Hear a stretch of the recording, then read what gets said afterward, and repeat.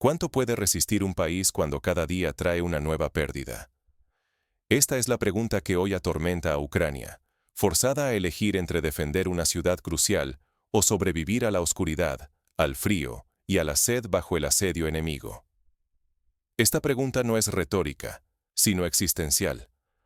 La historia nos enseña que las naciones, cuando son llevadas al límite, deben encontrar en su interior una reserva de resiliencia casi sobrehumana. Pero, ¿dónde se encuentra ese umbral?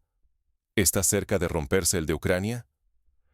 Las tropas ucranianas han abandonado Pokrovsk, retirándose a líneas de defensa improvisadas.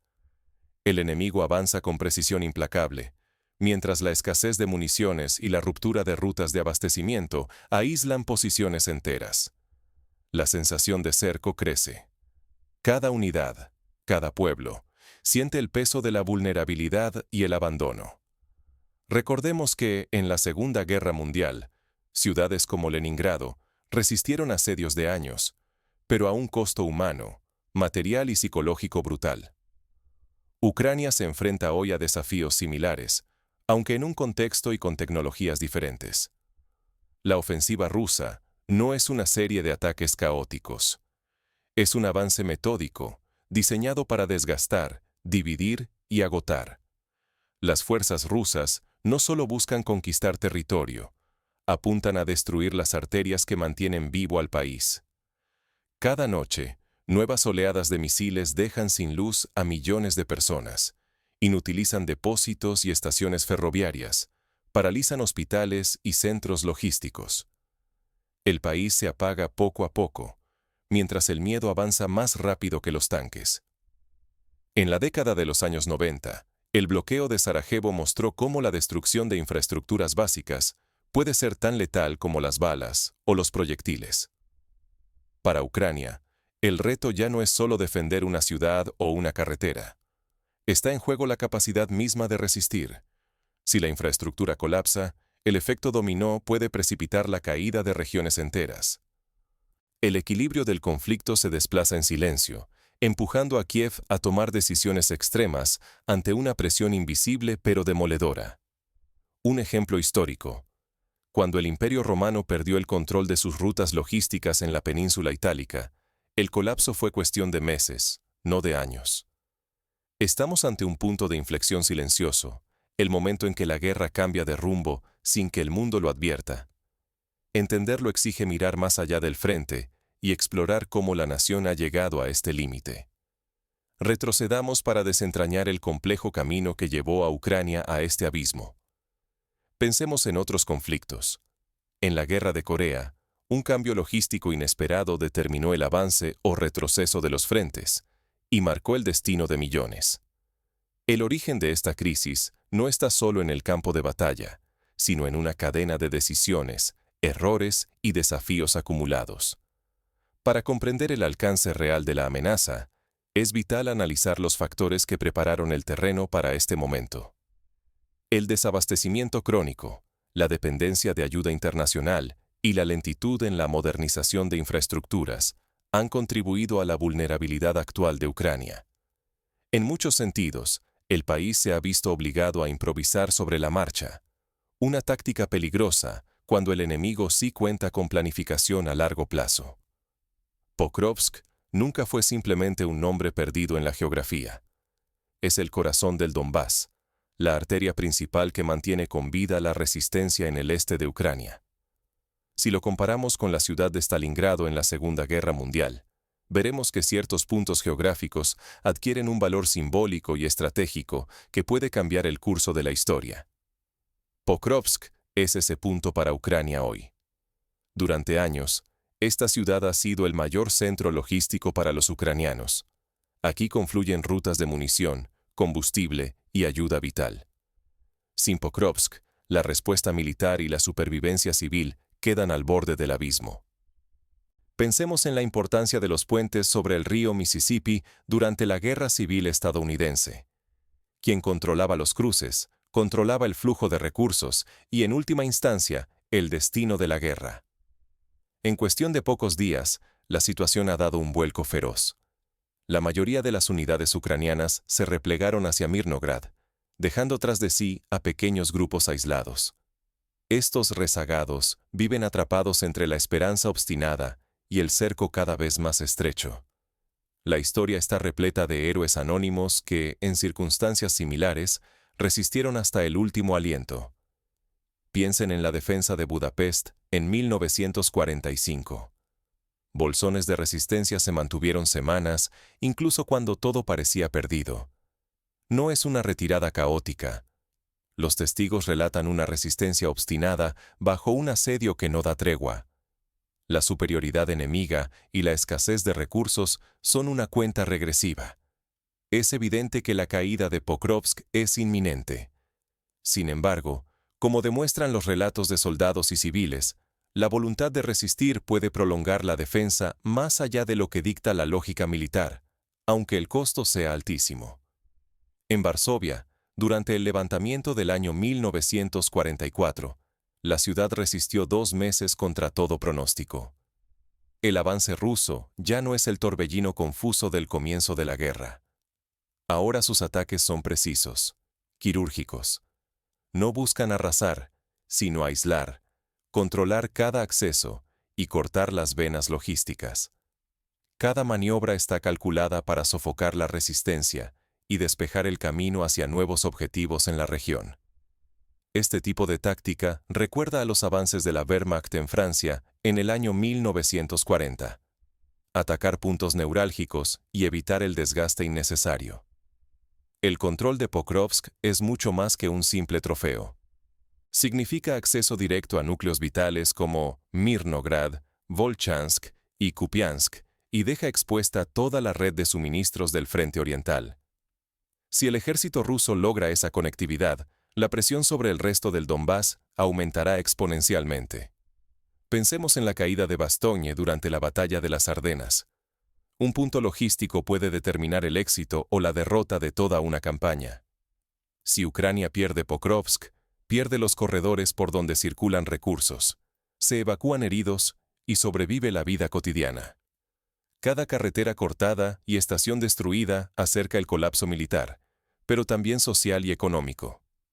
Cuando los soviéticos perdieron el control de los trenes en la batalla de Kursk, su capacidad de reacción quedó seriamente comprometida, mostrando el poder devastador de la guerra logística.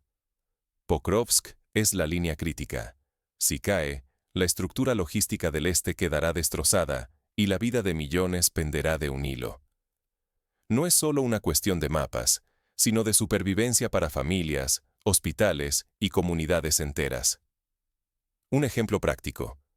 La interrupción de una sola línea ferroviaria puede dejar sin suministros a decenas de hospitales en cuestión de días. El drama, sin embargo, no termina en la línea de combate.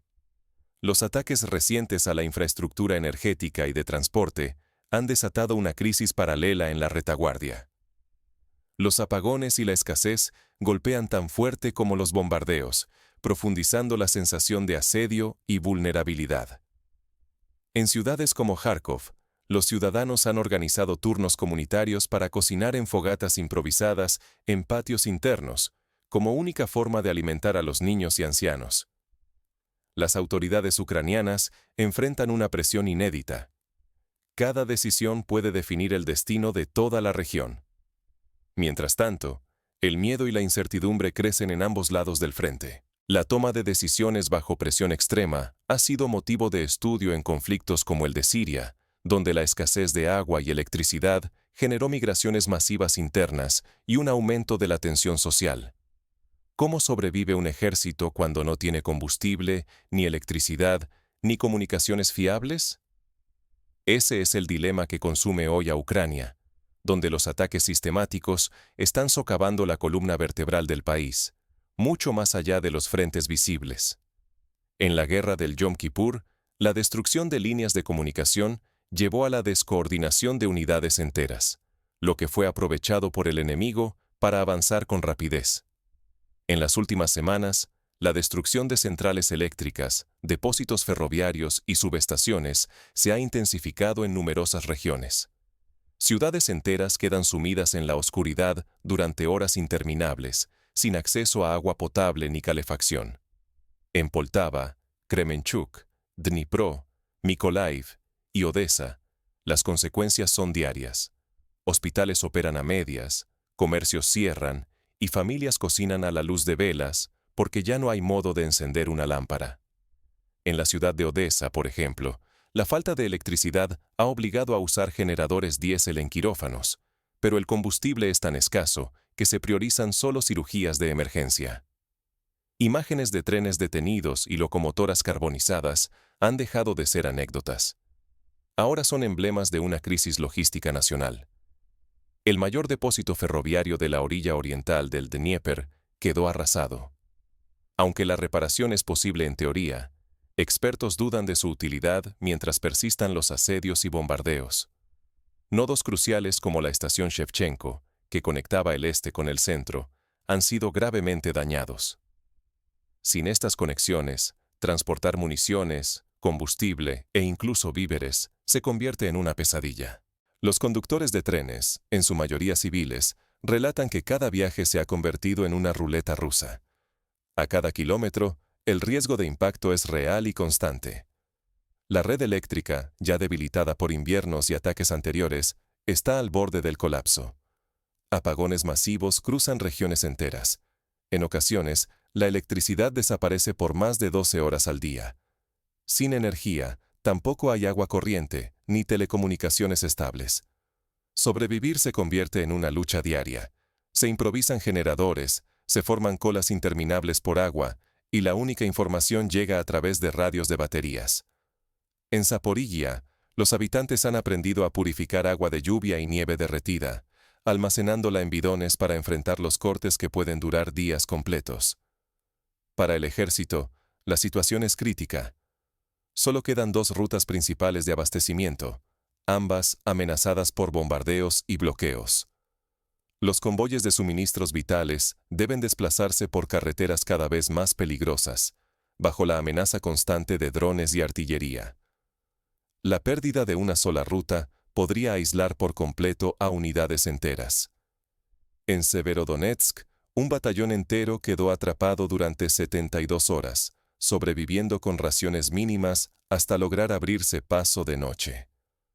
El gobierno, presionado por la urgencia militar, se ha visto obligado a priorizar la defensa y desviar recursos críticos desde hospitales y servicios básicos.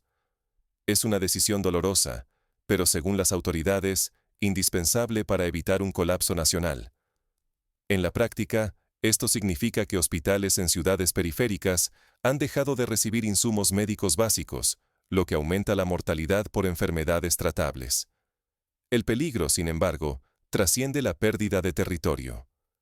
Si la logística y la energía colapsan del todo, no solo fracasa la defensa, también se detiene la producción, el comercio se paraliza y el tejido social comienza a desgarrarse. La economía se hunde, la moral se erosiona y la confianza en las instituciones se disuelve. Así ocurrió en Venezuela durante la crisis eléctrica de 2019, cuando la falta de luz desencadenó saqueos, pérdida de alimentos y crisis hospitalaria. La batalla por Ucrania ya no es solo de armas, se libra también con cables, vías férreas y generadores. Cada jornada es una carrera contrarreloj por reparar lo destruido antes del próximo ataque. La resiliencia de una nación entera hoy se mide en horas de luz, litros de diésel y kilómetros de vías operativas. Los ingenieros eléctricos se han convertido en verdaderos héroes nacionales, trabajando turnos de hasta 18 horas para restablecer el suministro en hospitales y refugios. Pero hay otra dimensión menos visible de esta lucha: el impacto psicológico y social que día a día erosiona la moral colectiva. ¿Qué sucede cuando la esperanza empieza a escasear tanto como el agua o la electricidad? Cuando la electricidad desaparece, las fracturas políticas se hacen visibles como cicatrices encendidas. La guerra en Ucrania ya no se libra solamente en los campos devastados, sino también en los corredores oscuros del poder y en hogares sumidos en el frío y el silencio. La resistencia física y moral del país se enfrenta ahora a una prueba aún más dura: la erosión interna, silenciosa y persistente. En la historia reciente de Irak, Tras la invasión de 2003, los cortes eléctricos constantes dieron paso a protestas masivas y a la erosión de la legitimidad del gobierno central. Las disputas en el gobierno dejan de ser rumores y se convierten en titulares. El presidente Zelensky y los altos mandos militares discuten abiertamente sobre la viabilidad de nuevas ofensivas, mientras crecen las dudas sobre los recursos y el ánimo de las tropas. Cada desacuerdo disminuye la imagen de unidad que Ucrania necesita con urgencia, tanto en casa como ante el mundo. Los analistas políticos advierten que, en situaciones similares, como la caída de Saigón en 1975, la percepción de desunión aceleró el colapso moral y militar. Mientras tanto, la vida cotidiana se descoce día tras día. Los apagones ya son parte del paisaje en más de 2 decenas de regiones, obligando a millones de ciudadanos a reinventar rutinas entre la penumbra, el frío y la espera. El sacrificio civil, que antes se justificaba como precio de la guerra, ahora se siente como una injusticia insoportable. La frustración hierve en redes sociales y plazas, y la paciencia colectiva se acerca al límite. En Kiev, grupos de ciudadanos han organizado asambleas barriales para demandar mayor transparencia y participación en la toma de decisiones sobre la distribución de recursos. Las promesas de modernizar el sector energético apenas han salido del papel. Aunque las autoridades proclaman acciones urgentes, la reconstrucción de centrales y redes eléctricas avanza con una lentitud exasperante. La ayuda internacional, indispensable para reparar la infraestructura y garantizar el suministro, llega en dosis pequeñas y esporádicas. Europa y Occidente observan con ansiedad. Comprenden que la estabilidad energética de Ucrania afecta ahora a todo el continente.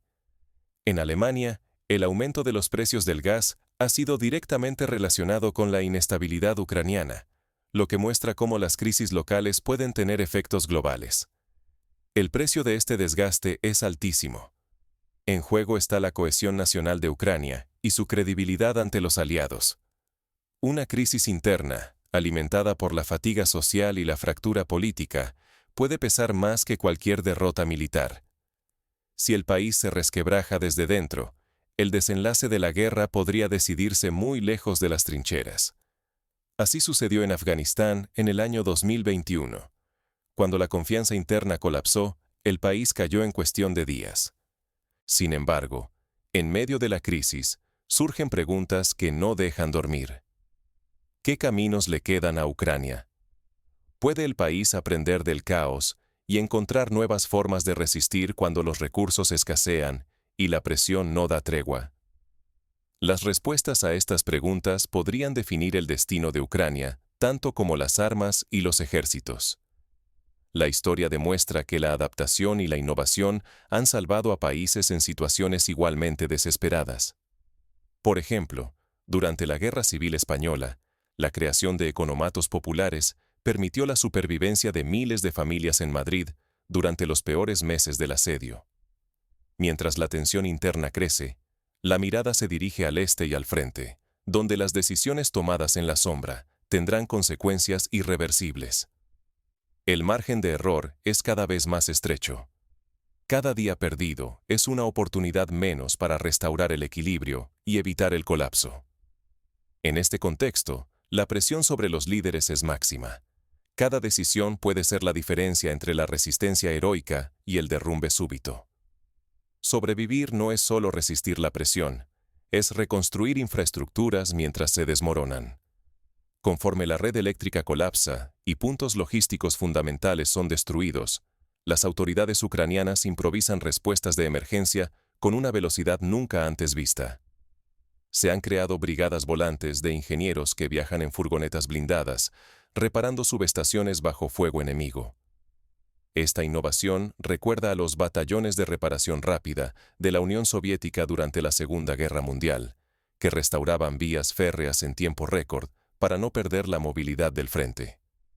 En las últimas semanas, generadores provisionales han sido distribuidos en hospitales, refugios y otros sitios estratégicos. Paralelamente, se han implementado esquemas rotativos de suministro eléctrico en barrios residenciales, intentando evitar apagones totales y mantener activos Al menos, los servicios imprescindibles.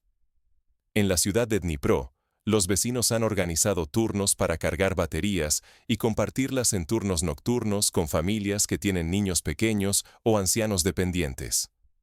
La máxima prioridad recae en hospitales, sistemas urbanos de calefacción, estaciones de bombeo de agua y centros de coordinación de emergencias. En estos lugares, incluso una única hora sin electricidad puede significar pérdidas irreparables de vidas y un sufrimiento civil que se multiplica. La Cruz Roja Internacional ha advertido que, si la situación no mejora, la mortalidad infantil podría duplicarse en cuestión de semanas. Frente a esta amenaza, expertos y funcionarios proponen reformas urgentes para fortalecer la resiliencia nacional. Una idea central es dotar a cada edificio esencial de fuentes autónomas de energía, como paneles solares o sistemas híbridos, para que no dependan de una red central tan vulnerable. En Japón, tras el terremoto y tsunami de 2011, la instalación de paneles solares en hospitales salvó cientos de vidas durante los cortes prolongados. También se debate la descentralización total del sistema eléctrico, creando microrredes urbanas y rurales capaces de operar de manera independiente si son atacadas. Sin embargo, esta transformación exige inversión, leyes de emergencia que agilicen la importación de tecnología y la capacitación express de nuevo personal técnico. En Alemania, la transición a microrredes energéticas tomó casi 10 años, lo que muestra la magnitud del desafío para Ucrania si quiere lograrlo en pocos meses. Mientras tanto, el gobierno y organizaciones civiles lanzan campañas masivas de concientización. Llaman al ahorro extremo de energía, a limitar el uso de aparatos no esenciales y a compartir recursos básicos entre vecinos, como baterías y mantas térmicas. En la región del Lviv, se han creado bancos de energía comunitarios, donde se guardan baterías de repuesto y linternas de emergencia para uso colectivo. Algunos advierten que el éxito o fracaso de estas medidas decidirá si Ucrania sobrevive el invierno sin un desastre humanitario a gran escala. Si la infraestructura cae, millones de personas podrían quedar a oscuras y sin calefacción bajo temperaturas letales, agravando la crisis sanitaria y social. En 1941, durante el asedio de Moscú, la falta de calefacción causó miles de muertes por hipotermia, un escenario que Ucrania quiere evitar a toda costa. El tiempo juega en contra, y cada día perdido puede ser fatal. Aquí, adaptarse ya no es solo una virtud, es la única vía para la supervivencia nacional. Los expertos en gestión de crisis recomiendan crear mapas de calor para identificar las zonas más vulnerables y priorizar recursos, una estrategia que ya ha comenzado a implementarse en Kiev y Kharkov. La pregunta es si estas soluciones llegarán a tiempo. El siguiente capítulo revela cómo la tensión política y la incertidumbre social complican aún más la batalla. El reloj avanza, y cada minuto es precioso en la lucha por mantener viva la nación. La historia no solo la escriben los cañones, sino quienes mantienen viva la luz, aun cuando todo invita a ceder. En la Segunda Guerra Mundial, la resistencia francesa logró sabotear cientos de líneas eléctricas, dificultando el avance de los ocupantes. Hoy, en Ucrania, el desafío es el inverso: evitar que el enemigo destruya su propia energía vital. En el este de Ucrania, la guerra se mide más allá de los frentes y las ciudades arrasadas. El verdadero pulso de la resistencia late en casas oscuras, en hospitales con generadores improvisados y en familias que cada noche esperan el próximo apagón. La vida cotidiana ha cambiado tanto que para muchos niños la oscuridad absoluta ya no es miedo, sino parte de la rutina. Los cañones abren caminos, pero es la capacidad de sobrevivir al invierno, de adaptarse a la escasez y de no quebrarse bajo la presión lo que determina el futuro del país. La lucha no termina en los mapas. Sigue en las filas para conseguir agua, en los intentos de reparar los cables caídos, en la voluntad de ir a la escuela aunque solo haya una bombilla encendida. En la ciudad de Kramatorsk, los maestros han improvisado aulas en sótanos con linternas frontales, para que los niños no pierdan el año escolar. Cada decisión tomada por las autoridades, cada corte de electricidad, es una batalla silenciosa. El pulso de Ucrania depende del combustible que cruza caminos minados y de la moral de millones que, bajo amenaza constante, se niegan a rendirse. En la historia de la resistencia polaca durante la ocupación nazi, la capacidad de mantener la moral alta fue tan decisiva como el acceso a armas o víveres. Detrás de los titulares y los partes militares, hay un país entero resolviendo dilemas cotidianos. Cómo alimentar a los niños, cómo mantener funcionando un hospital, cómo evitar que una ciudad se apague por completo. Si Ucrania sigue resistiendo, es porque su gente no permite que se extinga esa última chispa. Los psicólogos advierten que el tejido de solidaridad comunitaria será clave para evitar una ola de trauma colectivo posguerra. Pero la resistencia tiene un costo. Cada día sin recursos erosiona la cohesión social y consume la esperanza. Aquí se prueba la fuerza de una sociedad. Solo una ciudadanía informada puede exigir soluciones reales y sostener los procesos que permiten resistir y reconstruir. El acceso a información fiable se ha vuelto una necesidad vital. Radios de baterías y aplicaciones de mensajería cifrada forman el nuevo arsenal civil. La pregunta que queda es clara. ¿Qué nos enseña una nación que resiste no solo con armas, sino con solidaridad, ingenio y coraje frente al desgaste diario? Hay lecciones para el mundo. La gestión de la energía, la logística y la unión política pueden decidir tanto como cualquier operación militar. En la historia reciente, países como Finlandia han demostrado que la preparación cívica y la descentralización de servicios aumentan las probabilidades de superar crisis extremas. No basta con mirar el conflicto desde lejos. Hay que entender qué sostiene o quiebra la resistencia desde adentro. Porque muchas veces, la historia la escriben quienes se atreven a encender una luz y no dejarla apagar, aún en la noche más larga. Y esa es la lección que Ucrania, con cada día de lucha, le ofrece hoy al mundo entero.